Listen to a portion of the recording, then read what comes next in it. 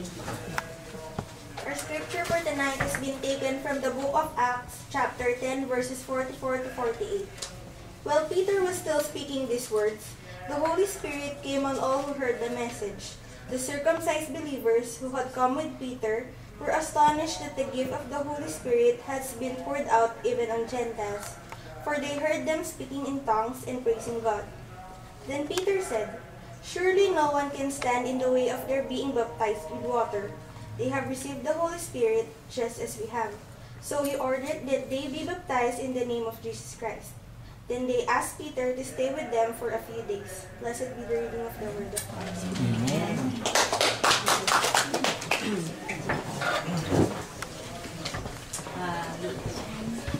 Praise God. Hallelujah. Sino po dito ang excited na makarinig ng ngayon? Wapo na daw ng ano. Hindi na, dyan. Mabul po yan. Mabul po yan. Yung aking intercessor, mag-intercede ka, start na. Natutuwa po ako sa anak ko kanina, sabi niya, "Mami," sabi niya, "mamaya, habang nagtuturo ka, magpupray ako." Ano magpupray mo? Magpupray ako na hindi makakalimutan yung tuturo mo, at magpupray ako na makikinig yung mga so, praise God. So, thank you po. Sabi ko, it's really reminding me on kung ano po yung pag-aaralan natin ngayon. So, really, it is God will move tonight, and it's really, alam ko pong, tinatanggihan ko po tong ano na to, ang pagtuturo dahil due to sa aking kakayanan, sabi ko, hindi ko siya kaya. So, pero ang Panginoon po talaga, gagamitin at gagamitin ka niya at wala kang magagawa. He will use you at the right time, at the best time, na kailangan mong gawin yun. Amen. At pag ginawa mo yon, it is not for you, it is to glorify God. Amen. Praise God po. Let us all bow down. Yes, Lord. Hallelujah, Father God. Purihin po kayo. Dakila po kayo, Panginoon. Kayo po ang aming Diyos. Diyos Ama, nagligtas sa amin. Panginoon, salamat o Diyos. You are wonderful God, miraculous God, O Lord. We exalt you, O Lord. Panginoon, salamat po, Diyos. Walang humpay na pasasalamat po, Panginoon. Panginoon, ano man pong nakikita niyong karumihan sa amin, O Diyos, sa bawat isa sa amin, sa isip, sa salita, at sa gawa. Forgive us, O Lord. Lord, cleanse us for any unrighteousness, O Lord, nang sa gayong Panginoon, karapat dapat po kami makareceive ng iyong salita, O Diyos. Salamat po, Panginoon. Alam po namin na tinugon niyo na ang kapatawaran ng Father God. Father God, tonight, O Lord, we wanted to exalt your name, O Lord. We wanted to praise you, Father God. Panginoon, i-open niyo po ang mga puso namin. I-open niyo po ang mga isipan namin, O Father God. Panginoon, nawa, O Diyos, ang iyong word, O Father God, for tonight, O Lord. Mag-stay po sa aming mga puso at gamitin po namin ito, Panginoon. Lord, reveal your word to us, O Father God, and explain to us, O Father God. Kayo po, Panginoon, ang makita. Itago niyo po ako sa inyong likuran, O Lord. Gamitin niyo lang po ako as an empty vessel, O Father God, for I am nothing without you, Father God. Father God, kayo lamang po ang may taas, may dakila, maluwalhati, Panginoon. In Jesus' mighty name. Amen.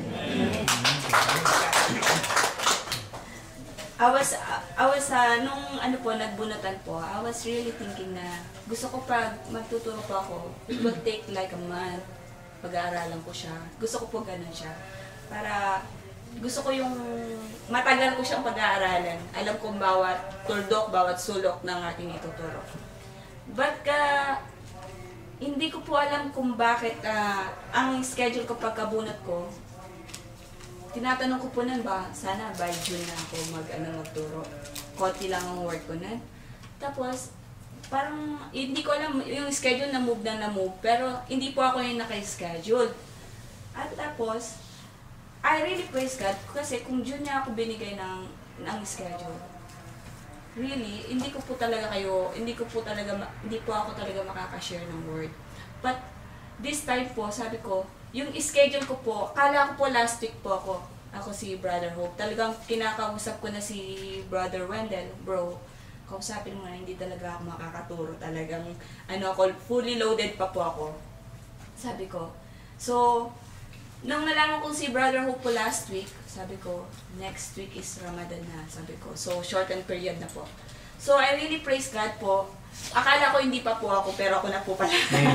So, sabi po ni Lord sa akin, wala ka nang lusot ngayon. So, eto na talaga, sabi niya. So, yung 1 month mong, na gusto mong mangyari, iba ang gagawin natin, sabi ni Lord. So, sa Diyos lang po ang kapurihan, siya lang po ang aking sandigan ngayon. Dahil ako po ay, wala po talaga akong magagawa. Amen. Ang title for tonight is The Move of the Holy Spirit po. It was taken from Acts 10, verse 44 to 48 po. Ayan po.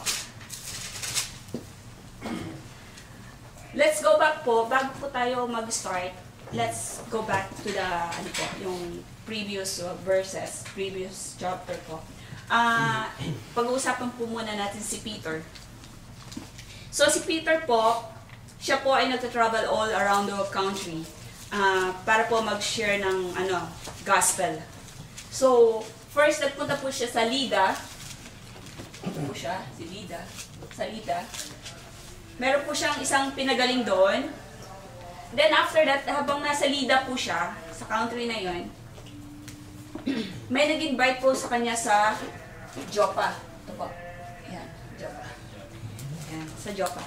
From Joppa po, yung nag-invite po sa kanya, meron pong isang disciple doon, ang pangalan po ay si Tabitha. Siya po ay matulungin. Ang nangyari, nagkasakit po siya at namatay.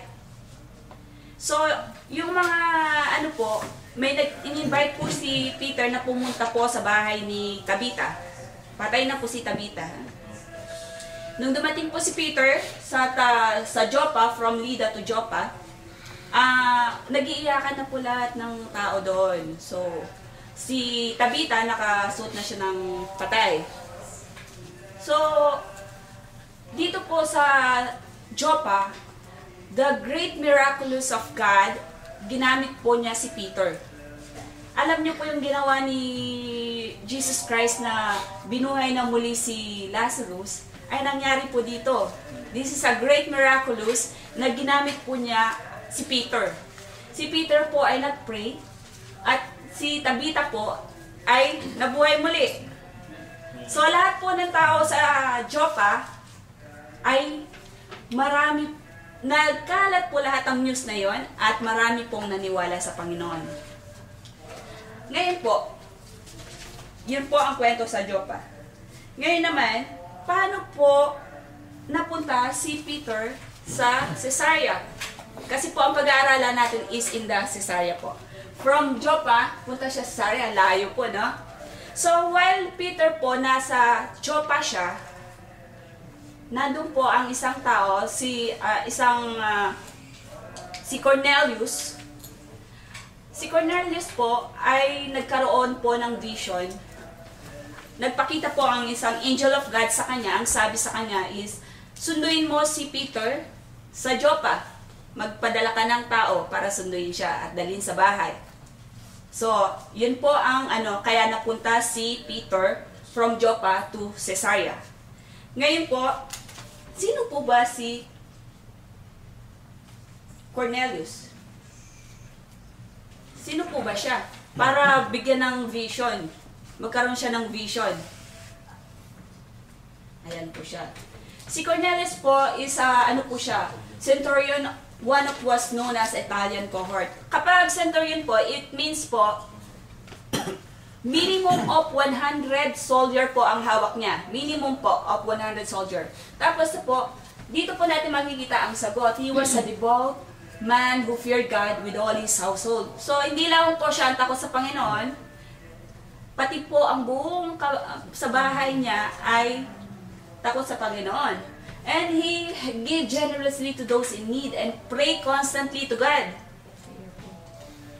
Lagay po natin sa isipan natin, si Cornelius po ay isang Gentiles. All the household is a Gentiles po. So, ang buong ano po niya, they pray constantly to God. Tapos, makikita po natin dito, at the end po, ito po yun, they will become the first Gentile who converted to Christianity. Okay.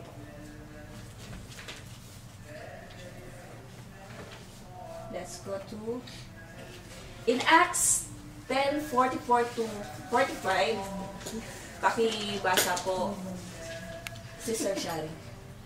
While Peter was still speaking these words, the Holy Spirit came on all who heard the message. The circumcised believers who had come with Peter were astonished that the gift of the Holy Spirit had been poured out even on Gentiles. Praise God.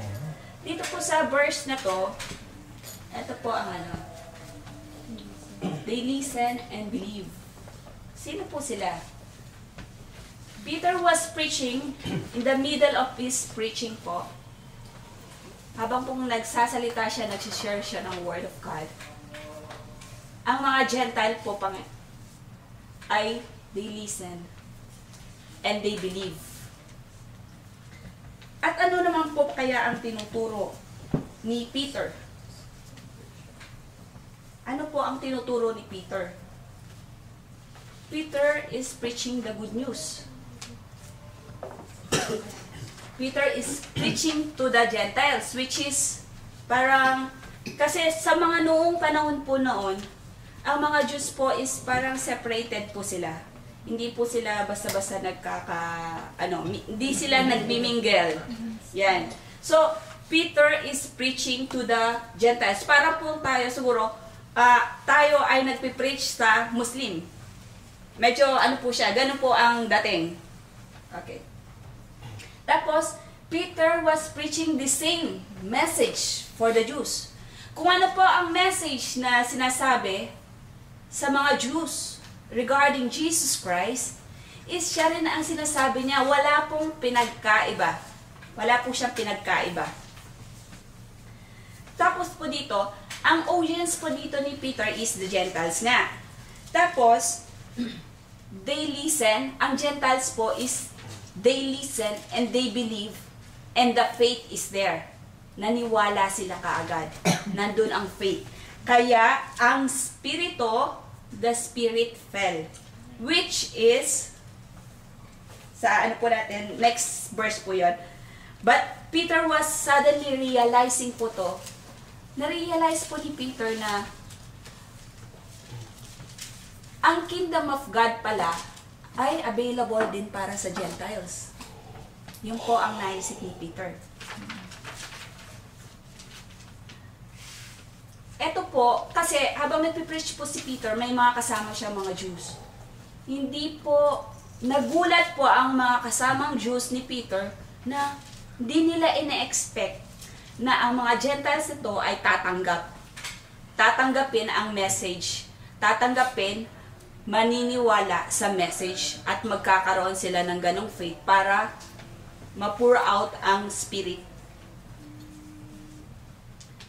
Sometimes po kasi sa ating buhay, we underestimate God kung gaano po siya kikilos sa atin.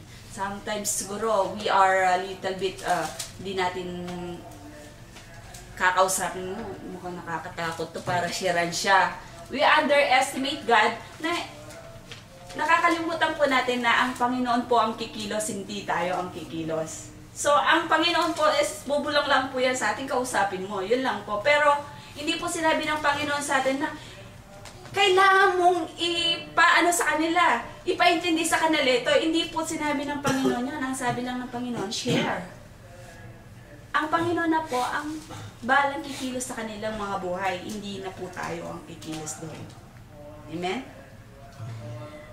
Dito po sa ano po, we underestimate God nga po. Sometimes we underestimate God sa moving ng bawat buhay natin. Sometimes we make a decision na sa real life, hindi natin iisipin na